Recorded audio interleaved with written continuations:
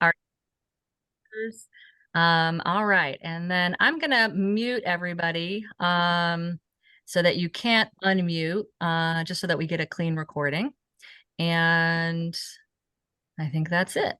All right, so go ahead and mute yourself if you're not muted. And as people come in, you should be muted. Darla, I got you. Since you're on your phone, I muted you. Okay, and I need to change to speaker view. And all right, guys, here we go. So I'm going to just do the intro again so that we have it. I'm Andy Kennedy. I'm in Eastern Tennessee. I've been part of this amazing community of health-focused peeps, health warriors, we say. Our little team is called the Live with Vitality Collective, but we're all part of a greater mission, which is inspiring healthy living around the world. And this sourdough workshop is actually in conjunction with our November Healthy Reset. Our team leans towards the word reset, but for those of you that are in our community, you probably call it the Shred 10. And it's 10 days of healthy eating and focusing on healthy habits and healthy living habits. And we add in 5 things and cut out 5 things. And one of the 5 things that we cut out is gluten. And so that's why this gluten-free sourdough workshop is in conjunction with our reset. So if you haven't heard of Live with Vitality, you're not already part of our community, you can follow us on all the socials. We're just Live with Vitality Collective on Facebook and Instagram and YouTube, which is where these videos go. Just a couple of housekeeping things. We are recording, so we, let's see, I just had someone message me and say they can't get in really quick. So we are recording. It'll go to like those 2 places, like I said. And let me just send her really quick the Zoom code. And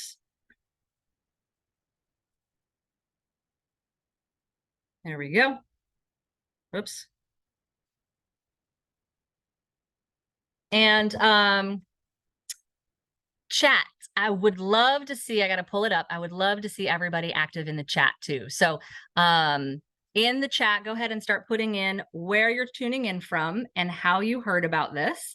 Because I love to know if you've heard about it from one of our fellow affiliates with our company, then great. If you heard about it from, I had someone actually just search on Facebook, Gluten Free Sourdough, and the event and the group came up and she asked to join. And because I have those 2 questions in the group that say, you know, who told you about it and what do you want to gain from this? That's what she said. She did a search and I was like, oh my gosh, that's so amazing that we're coming up for searches too already. And this is just our first 5 days. So we're going to keep this group going. If you're part of the Facebook group, feel free to share. I will probably host another event coming up. I don't know if that'll be December or January, but for sure it'll be one of those 2. Thanks for chiming in on the chat. I'll definitely keep that active too and keep asking you some questions so we can stay involved there. So today, what we're going to do, I'll go a little bit of a review and I'll answer a few questions that I had picked up beforehand from last class, which was on Monday. So if you haven't watched that video, either go to the Facebook group or go to the YouTube page and watch that. These are only going to be 30 minutes. We started a little late today, so I might run 5 minutes long, but we're trying to keep them to 30 minutes. And then today I'm going to go over combining your ingredients and making the bread. And once we make the bread, we let it rise. It's not going to rise a ton. It rises a little bit. Mine bubbled up and kind of rose last night. So I did this last night and I did a little video for you guys last night too, so you could see it's dense enough that it's not moving, which is good. That's a bread consistency. When I put it in there, it was not like that. So I like to see that it's pretty thick like that.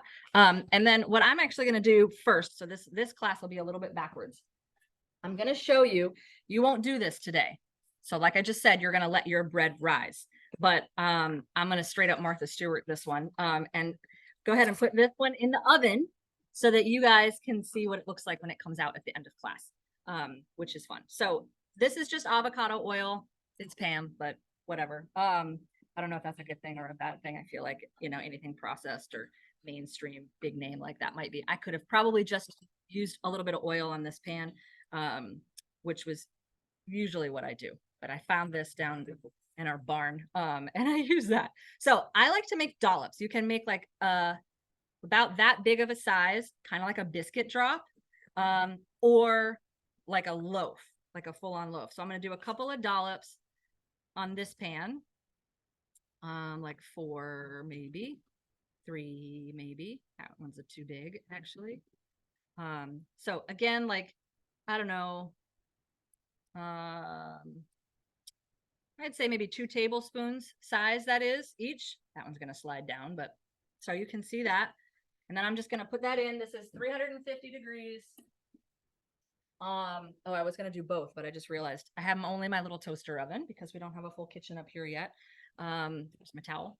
So I'll wait. I'll do that one later. But then the other side, the other type that I like is just to make basically do a bunch of drops, a long loaf, biscuit drop them kind of all right next to each other. And it makes a nice long loaf that then breaks apart. And if you've seen any of the pictures in the group, there's a picture of what that looks like. So that part is super easy. The part of combining all of the ingredients is also super easy. I'm going to use this same, what is this? A Tupperware, because I just realized I didn't bring a bowl up here, but that doesn't matter. All right. In fact, a little bit of the starter still from this one overnight. We'll see how that goes. I think that'll be great. Okay, so combining your ingredients, you start with your starter. So let's back up and talk about what we did last class, which is Monday. And we made our starters with rice flour. So any old brown rice, white rice, flour, and just that, not 1-to-1, because it has too many ingredients. We want the starter to be very simple. And you do 1 scoop. This is 1/3 of a cup of flour, and then 1 scoop, whatever. It could be a 1/4 cup, 1/3 cup, 1/2 cup. It could be a tablespoon. It's just so long as they're equal parts water to flour. And I think I said start with 1/2 of a cup. Oh, I'm not feeding this one yet though, because I'm measuring it out. So I measure it when it's still kind of bubbly, and it should smell like sourdough in a good way, sour, smelly. If you have any questions on your starter, go ahead and put them in the chat. So I'm going to pour 1/2 cup. So as I said, this is 1/3 of a cup. This is the remedial math that I said in my live yesterday I had to do. Because once again, I was down at the barn twice today and I forgot the measuring cups. I got everything else though, so that's good. The toaster oven was very important. We are still setting up our kitchen here. We are living on 40 acres in Eastern Tennessee, and we built 2 yurts. So that's why our roof and our lattice wall look different. We just got our wood fire stove in, so that's nice. So we're still developing a kitchen. Okay, so 1/2 cup of your starter. I will post, and I meant to do that ahead of time. I will post the recipe, but in the files of the group is the workbook. And the workbook, so if you go to the group and then you go to files, which I'm doing right now, I'll show you if it'll focus on it. There it goes. So I'm in files, you can see at the top, and then this is the workbook. So you open that up and it will show you have to hit it twice, it looks like. It downloads it. Okay, so I just downloaded it twice. So then it pulls up this whole, I don't know if it's going to focus on this, but there's text there, images, and then there's the recipe. So you start with 1/2 cup of all of the flours. It doesn't matter what order you put these in. So 1/2 cup, not of the, no, sorry, yeah, of all the flours. The rice flour, where's my cup? There we go. So 1/2 cup is 1/3 of a cup, and then 1/6 of a cup. And if that's actually not 1/2 cup, it doesn't matter because all of my numbers are the same.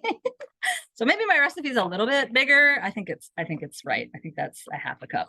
Maybe someone do the math for me in the chat and tell me if 1/3 of a cup and then 1/2 of a 1/3 of a cup, which is 1/6 of a cup, equals 1/2 cup. Baking should be exact, So it is good to have exact numbers in there. I do have to usually scrape out the sorghum flour and the arrowroot flour. They tend to stick to the bottom of that. So why don't you guys put in the chat, put a 1 in the chat if you have started your starter and are feeding it daily. And put a 2 in the chat if you're doing all of that and it's bubbling. All right, I got a 1 from Mary. Nice. Started your chat. Started your starter. And it's looking good, hopefully. Darla's is bubbling, so that is amazing. Hers bubbled over, she told me. So that's super cool. So I have a 1/2 cup of all of those things, all of your flours. Rice flour, arrowroot flour, oat flour, sorghum flour. Okay, so 1/2 cup of all of those, and then 2 teaspoons of your xanthan gum. And again, I'll post the recipe just by itself. So you don't have to, you can write this down, of course, but you don't have to. 2 teaspoons. And this stuff is the gluten, basically. This is the binder, the xanthan gum. And it's, so like gluten, very sticky. So like it is not going to come off the spoon very easily. So then I already put my starter in there, 1/2 cup of starter, and then water. And I'm going to fill this up really quick. Sorry to walk away from you guys. I think that should be enough. It is a cup, if I'm not mistaken, and a half. Oh, I skipped the salt. 1.5 teaspoons. Oh, it's in this drawer. 1.5 teaspoons of salt.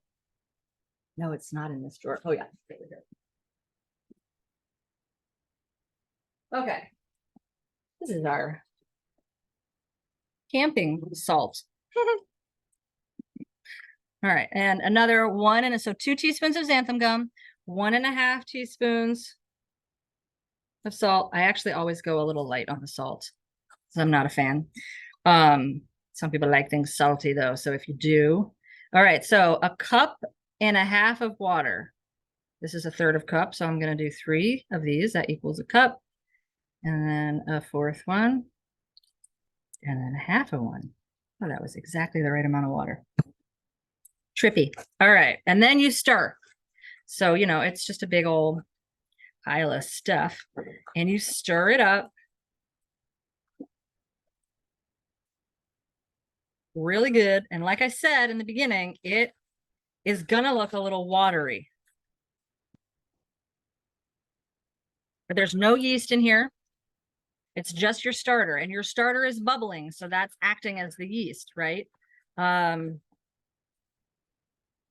really good. Of course, the salt is really the thing that you need to get evenly distributed, as well as the xanthan gum, because that's going to keep it binding together. And so it's then once it's in there, it's a little waterier. Oh, we got keeps coming in still. It's a little waterier than the other one was, right? The other one that I showed you at the beginning was kind of one big lump. This one is still kind of oozy. So you're going to leave that once you make all your ingredients, you're going to leave that overnight. Up to 24 hours. You could even do 48 hours, really, so long as your house isn't hot, like 75, 70, above 70 something. So then I just covered it up. There's my starter again. Got it kind of all down to the bottom. And I just put a little towel on it like this, and I set it aside.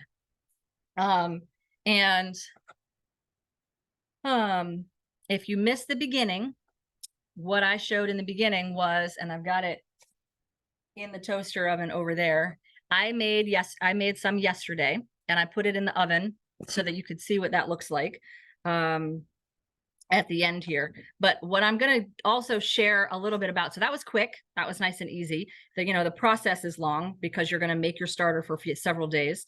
So let me also back up and talk a little bit more about that, because I had questions around, when it bubbles over, for one. Darla was talking about, hers actually bubbling out of the jar versus, like Zia was saying to me, it hasn't bubbled yet, right? So make sure you're adding your starter, your flour and your equal parts flour and water. And you're doing that daily, twice, maybe even a day, to get it active faster. But then you do need to stir it because it is going to separate. So it'll separate into like, a layer of water and a layer at the bottom of the flour, or vice versa. Stir it. And it doesn't have to be when you feed it. You can stir. I like to stir it multiple times a day. So I'm feeding it twice a day. I'm probably stirring it 4 or 5 times a day. And then after I use some, so I just use some, right? And this is virtually empty because I did, basically 2 recipes, one yesterday, one today. And then I'll go ahead and feed it a larger amount. So I'll feed, this is 1/3 of a cup that I'll put in there. And then I'll go get 1/3 of a cup of water and put that in there and stir it really good. And then again, I'll stir it multiple times today. You do want to leave this covered, but I saw some people had photos and they covered it with cheesecloth or a paper towel. You want a little bit of air to get in there so that it ferments, but you don't want, pests and dust and all that other stuff in there. So however you want to cover it is up to you, but just let it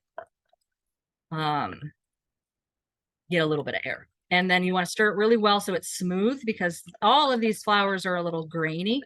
So I always stir them pretty good, get it mixed in pretty good. And then now that I'm not going to make another recipe for a while, I could leave this out on the counter tonight to let it get a little bubbly again, and then put it in the fridge. And just like with your regular sourdough starter, if you've ever done sourdough, not gluten-free, once you put this in the fridge, it'll keep kind of indefinitely. So long as you continue to feed it like every 2 weeks and stir it like, a couple times a week, just to keep it active and fresh. And then once you want it to use, you would do the same thing again. You'd leave it out on the counter. You'd let it bubble a couple of days or a day even, to just get it back to room temp, and let it start bubbling again, because it'll be cold. It won't be as active, etc. So that's one thing I kind of wanted to touch on a little bit first too. And then ingredients wise, we had a lot of discussion around, can we use the 1-to-1 gluten free? And someone wants to just come up here and smell everything. That's what he was crying about. Doesn't get to eat sourdough, but he thinks he should smell it. That's Ziggy. So the 2-to-1 or the 1-to-1 sourdough, gluten-free flour has way too many ingredients in it to use for sourdough. It does have a lot of these same ingredients in it, but it's got some shelf life stuff. It's got vitamins and minerals added in. It's nice to just use these basic ingredients. That 1-to-1 works great for other stuff. I use it. I have 2 bags of it in our storage, but for this recipe, start with these ingredients. So I had one more thing I wanted to share, but I think instead of doing that just yet, I want to ask you guys in the chat, if you can put in what you're excited to use this for as we're getting into the holidays, because the things that I have used it for are biscuits, bread, just regular bread to accompany a meal or whatever. I put it on top of our pot pie, and that is delicious. And I've used it for sweets too, so you can add some stuff to it. What I was going to wait and talk about on Monday was there a little bit of the alterations, and I haven't written a lot of that out yet, so I'm not even prepared to discuss that, but I'm excited to talk a little bit about some of the things that I alter it with. So making it a little sweeter, adding herbs to it. That's one thing that I definitely do. So I'll take, once it's all risen overnight, I'll let it rise like this, and then before I bake it, I'll stir some herbs in it, rosemary, oregano. If it's going to go, especially with like an Italian type meal, like pasta or whatever, then I'll add some herbs to it. So yeah, other things that you guys are excited to use it for. I love it. Breads for sure. What was the last one above Zia's? Oh, I do have my mouse today. That's helpful. Oh, it's below. Okay. Sandwich bread, rolls, fresh, yeah, fresh bread, dinners, pot pies. Yeah, you can definitely use it for a crust, Zia. You can put it, you know, in the bottom of something and then whatever, you know, I wouldn't necessarily, I would do it like a hearty pie, not like a sweet pie, but you could use it for a crust for a sweet pie so long as it wasn't super liquidy. You know, I'm thinking like not pumpkin pie, for instance, but maybe I'm drawing a blank on what pie. Throw some in there. Quiche. Yes. Quiche would be cool. Good job. Pizza. Pizza's a great idea. Yep. It would be great for all of those things. For pizza, I would bake it first on one side, and then I would flip it and add your toppings and then bake the other side and just roll. You wouldn't need it. It's sticky, so you can't really roll it out flat. You kind of have to press it, and I'd press it out with like gloves or something. I have never tried bagels. I don't know if I ever will. My very first job was working at a bagel shop. So I have PTSD with bagels. But I do love a good gluten-free bagel. So that's a great idea. And you wouldn't have to boil them, right? You could just drop them in that shape on the pan. And I totally want to pull this out and check this, see how it looks. So I'm going to do that really quick. It's definitely not done, but you can see that it's starting to harden up. That one's still sliding on there a little bit. Yeah. So they don't rise or anything. They just start to harden up a little bit. And then I'll do a little video after this is done because I think it's going to take a little longer because it's in the toaster oven than I thought it was going to take. But yeah, I'll do my Martha Stewart reveal maybe after.